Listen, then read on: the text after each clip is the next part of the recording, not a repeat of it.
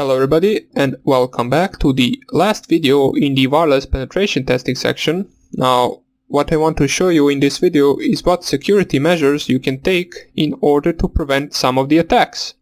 Now first thing that you might actually ask yourself is, why is the deauthentication attack even possible? Well, there is not really a measure that you can take in order to prevent it, but there is a certain version which is 802.11w, which you can switch to in order to protect yourself from the deauthentication attack. It basically works as it uses the protected management frames which can detect and prevent the deauthentication attack.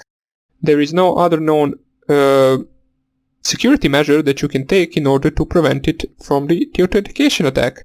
Now I believe that the VPA3 security measures will have some kind of a protection against the deauthentication attack, but we will have to wait for it to come out in public before we actually see that. So the next thing I want to show you is basically, let me just go to my router, so 192.168.1.1, and I will log into my router right here, and I will show you some security measures you shouldn't do. Now some people, let me just log in. Some people, for example, think that if they put their network in hidden if they hide their network name, that they will be safe. So basically the attack that I showed you in the previous video, which was discovering the hidden network name and connecting to the hidden network with just a name, some people think that it is a security measure, and in reality it is even easier to hack that kind of a network than a simple network with a VPA2 password. So as we can see right here, let me just find it, wireless LAN, and you can see right here under the, since I didn't still change the settings from the previous attack, I have here broadcast SSID no, which for me stands for the network being hidden. Now for you it might be something different, and it might be in some other section, since this router is not the same as your router. This is an old router, so it doesn't have a bunch of the options. It is very easy to find the broadcast SSID option. What you want to do is for sure click here on yes, and basically let me just find right here, where did I change it? The authentication type right here, you do not want to have on open system ever. You do not want to have on web 64 bits or basically any web. You most likely for now on want to have on VPA2 minus PSK for private share key. So you want to have a password for it, and you want to have a strong password for it. So mix the symbols, numbers and letters and make it as long as you can, and also remember it. So this is the strongest at the moment security measure, the VPA2 and a strong password. Which if you have a strong password, it will take a hacker days or perhaps weeks in order to crack your password.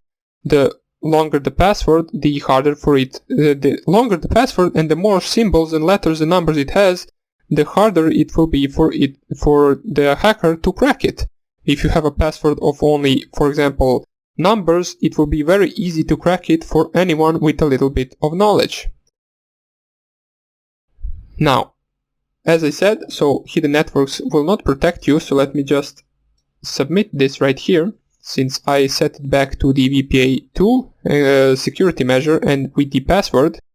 The next thing that I want to talk about is the MAC filtering, which is right here.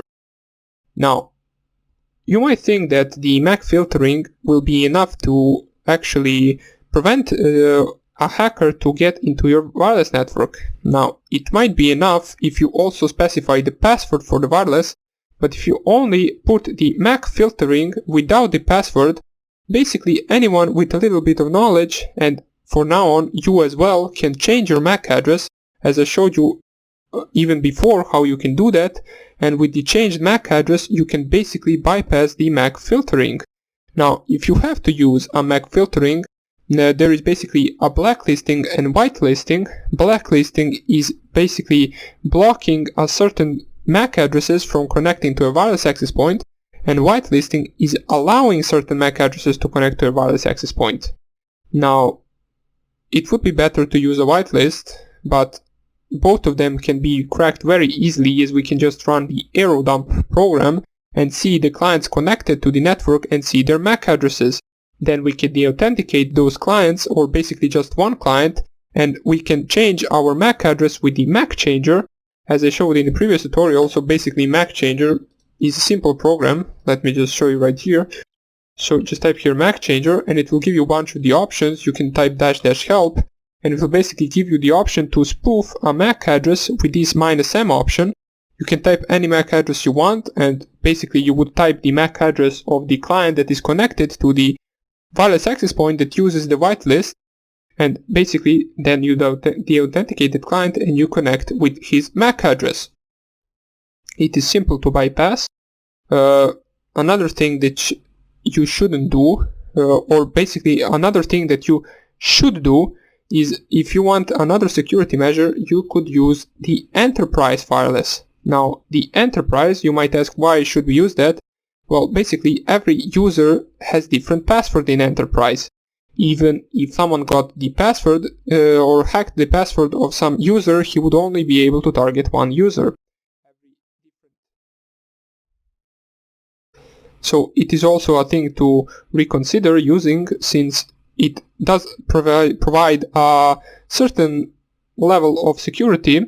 Basically, as I said, if you were to get a password from one user, you wouldn't be able to do much. You wouldn't be able to run the man-in-the-middle attacks, for example, so it is a good security measure. But I believe not many of us, or basically almost nobody at home, has the wireless enterprise. So you can reconsider using that, and that would be it for the preventing the attacks that we covered right here. Now, hopefully the VPA3 will provide us with a lot more security, even though the VPA2 is enough. Basically, the VPA2 will provide you enough security if you use a strong password. If you use a weak password, not even VPA3 can prevent the wireless access point getting exploited or compromised. So that would be about it for the security measures. With this we finished the wireless access point section, or basically hacking the wireless access point. We will also cover, as I said, the Evil Twin attack later on. We will do it manually. I will show you what all the files you will need to do that, but more about that later on. And we will continue hacking in the next lectures. Hope I see you there, and take care. Bye.